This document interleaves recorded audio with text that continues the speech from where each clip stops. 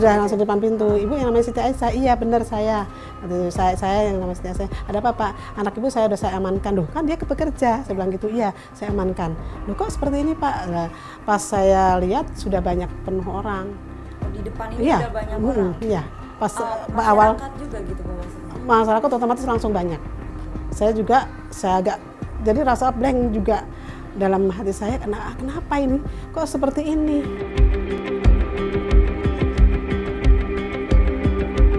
Peristiwa hari itu masih berbekas di ingatan Siti Aisyah. Pasukan Densus 88 anti teror mendatangi rumahnya untuk memberitahu tentang keberadaan menantunya yang ditangkap dengan status sebagai terduga teroris bom Tamrin pada Januari 2016 lalu. Aisyah masih tidak percaya karena polisi tidak memberikan alasan yang jelas tentang penangkapan menantunya. Kasus ini setelah BAP, kasus ini dilibatkan ke masalah Aceh gitu.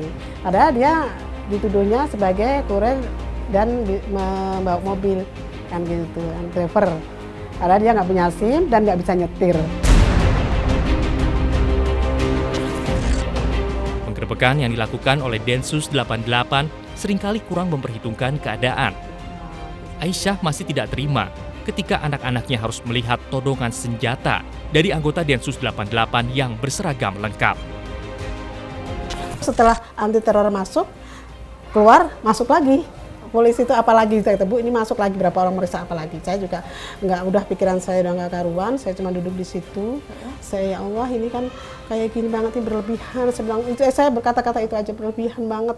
Saya tuh tidak pernah ngapa-apa kok diginiin banget gitu. Itu aja yang saya utarakan, saya nggak bisa bicara apa-apa. Aksi Densus 88 dalam melakukan pengembangan penyidikan dianggap terlalu arogan. Seperti halnya yang terjadi pada saat penggeledahan di rumah Siono pada tanggal 10 Maret 2016 lalu. Aksi anggota Densus 88 justru berubah menjadi teror bagi keluarga Siono dan murid taman kanak-kanak yang sedang belajar.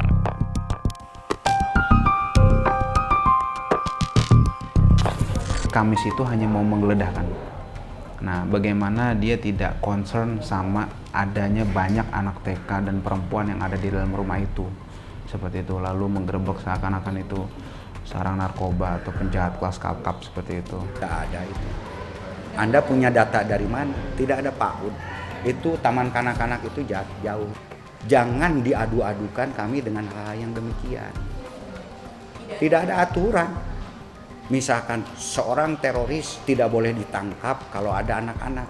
Aturan mana itu? Kan tidak ada.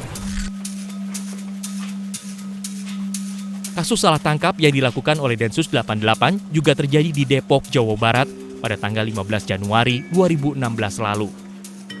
Densus 88 yang turun dengan pakaian lengkap menggunakan senjata laras panjang menangkap 3 orang pria dari dalam rumah kontrakan.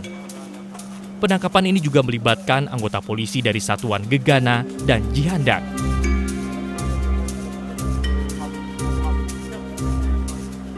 Kaget Pak, gitu. Tapi pas buka pintu kan lihat dia pakaiannya itu kan Densus kan.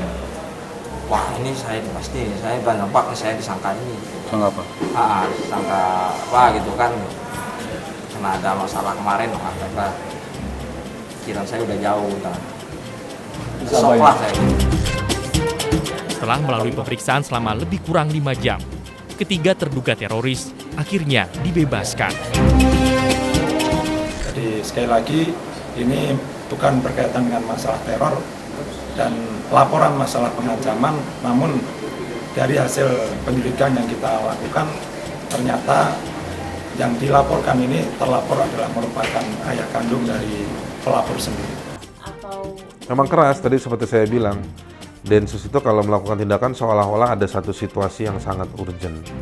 Ada situasi di mana memang yang mau dihadapi punya kekuatan persenjataan juga.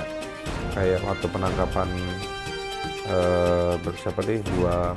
dua otak pengeboman di mana-mana dari Malaysia itu, rumahnya dikepung dan lain-lain. Tapi kan sebelumnya juga sudah live di TV ketempur, tiba-tiba bukan si Nurdin M. Top gitu kan.